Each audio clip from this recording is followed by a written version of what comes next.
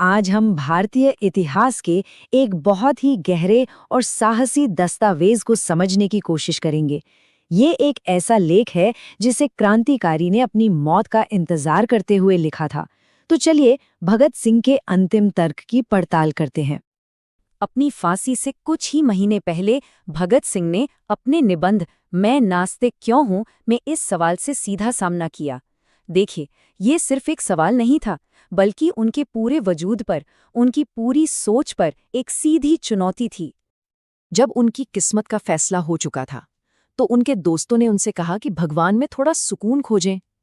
उनका ये मानना था, या यूं कहें कि उन पर ये इल्जाम था, कि भगत सिंह का ईश्वर को ना मानना सिर्फ घमंड है, जो उन्हें एक क्रांतिकारी के तौर पर मिली जबरदस्त शोहरत की वजह से पैदा हुआ था। लेकिन क्या ये वाकई में सिर्फ घमंड था? इस सवाल का जवाब देने के लिए भगत सिंह हमें अपने अतीत में वापस ले जाते हैं और उस वैचारिक सफर को दिखाते हैं जो उनके मशहूर होने से बहुत बहुत पहले ही शुरू हो चुका था। देखिए, उनका ये बदलाव कोई रातों रात नहीं हुआ। ये एक लंबा सफर था। बचपन में वो एक डिवाउट बिलीवर थे, घंटों गायत्री मंत्र का जाप करते थे। फिर कॉलेज में आके उन्होंने धार्मिक मसलों पर थोड़ा खुलकर सोचना शुरू किया। और कमाल की बात तो ये है कि उनकी क्रांतिकारी पार्टी में भी ज्यादातर साथी भगवान को मानने वाले थे। लेकिन फिर उन्होंने बकुनिन, मार्क्स और लेनिन जैसे विचारकों को पढ़ना शुरू किया और यहीं से उन्हें एक नई दिशा मिली। और 1926 तक, मतलब मशहूर होने से काफी पहले ही, वो खुलकर खुद को नास्तिक कहने लगे थे। उनके लिए जो सबसे बड़ा टर्निंग पॉइंट था, वो था ये एहसास कि एक सच्चे क्रांतिकारी को सिर्फ आंखें बंद करके किसी के पीछे नहीं चलना चाहिए। उसे अपने विचारों की, अपनी सोच की जिम्मेदारी खुद लेनी होगी। उन्होंने महसूस किया कि विरोधियों के तर्कों का जवाब देने के लिए और जिस मकसद के लिए वो लड़ रहे हैं, उसे सही में समझने के लिए अध्ययन करना, मतलब पढ़ना समझना बहुत जरूरी है। तो घमंड वाले आरोप को एक तरफ रखने के बाद भगत सिंह अपना असली और मुख्य दार्शनिक तर्क पेश करते हैं, एक ऐसे ईश्वर के अस्तित्व के खिलाफ जो सर्वशक्तिमान भी है और दयालु भी। वो सीधा सृष्टि की बुनियाद पर ही सवाल उठाते हैं।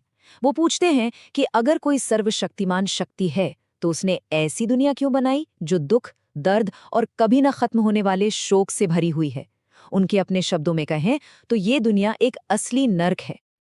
भगत सिंह फिर ईश्वरीय निष्क्रियता पर सवाल उठाते हैं, मतलब भगवान कुछ करता क्यों नहीं? वो भगवान की तुलना उस रोमन सम्राट नीरो से करते हैं, जिसके बारे में कहा जाता है कि जब रोम जल रहा था तो वो बांसुरी बजा रहा था। वो पूछते हैं, भगवान हर इंसान को पाप करने से रोकता क्यों नहीं? और फिर वो पीड़ा के लिए दिए जाने वाले आम धार्मिक तर्कों को एक एक करके तोड़ते हैं। जैसे ये तर्क कि दुख का इनाम मौत के बाद मिलेगा। इस पर वो कहते हैं, क्या ये सही है कि पहले किसी को घाव दिया जाए और फिर बाद में मरहम लगाया जाए, या फिर पिछले जन्मों के पापों की सजा? उनके लिए ये सिर्फ अमीर और ताकतवर लोगों का बनाया एक सिद्धांत था, ताकि वो अपनी ताकत को सही ठहरा सकें। और गरीबी की वजह से होने वाले अपराध पर वो सवाल करते हैं कि असली दोषी कौन है, वो इंसान जो गरीबी में पैदा हुआ, या वो भगवान जिसने उसे ऐसी दुनिया में पैदा किया?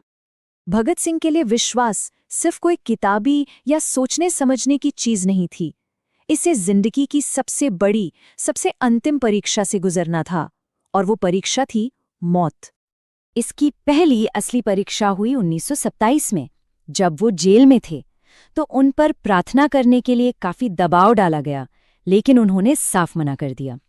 वो देखना चाहते थे कि उनके जो सिद्धांत हैं वो सिर्फ शांति और सुख के दिनों के लिए हैं, या मुश्किल वक्त में भी टिके रहते हैं। और हुआ ये कि वो अपनी ही परीक्षा में पास हो गए। और अब जब फांसी सामने थी, तो वो उस सुकून और उस हकीकत के बीच का फर्क साफ साफ दिखाते हैं जिसे उन्होंने चुना था। एक तरफ एक आस्तिक है जिसके पास स्वर्ग या फिर एक राजा के रूप में पुनर्जन्म की उम्मीद है, लेकिन दूसरी तरफ वो खुद हैं जिनके लिए जिस पल फांसी का फंदा कसेगा, बस वही पूर्ण विराम होगा, आखिरी पल, उसके बाद कुछ नहीं। तो सवाल उठता है कि अगर भगवान नहीं, परलोक नहीं, तो फिर भगत सिंह आखिर किस चीज में विश्वास करते थे? उनकी असली प्रेरणा क्या थी? वो एक बिल्कुल नए तरह के क्रांतिकारी की बात करते हैं, एक ऐसा क्रांतिकारी जो किसी व्यक्तिगत इनाम, किसी स्वर्ग के लिए नहीं लड़ता, बल्कि सिर्फ और सिर्फ मानवता की सेवा और दुखियों के उद्धार के लिए लड़ता है, एक गहरे और निस्वार्थ प्रेम के साथ। उनके लिए बस एक ही मूल बात थी, संघर्ष से भरी जिंदगी जिसका शायद कोई शानदार अंत ना हो, वो अपने आप में ही एक इनाम है।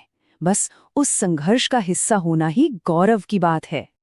उनके लिए असली विश्वास यही था, इंसान की क्षमता में विश्वास और एक बेहतर दुनिया बनाने के संघर्ष में विश्वास। और उनका मानना था कि सच्ची आज़ादी की शुरुआत तभी होगी जब आम जनता, बड़ी संख्या में लोग खुद को इस आदर्श के लिए झोंक देंगे। तो आखिर में भगत सिंह का ये तर्क हमें एक बहुत ही अहम और चुभने वाले सवाल के साथ छोड़ जाता है।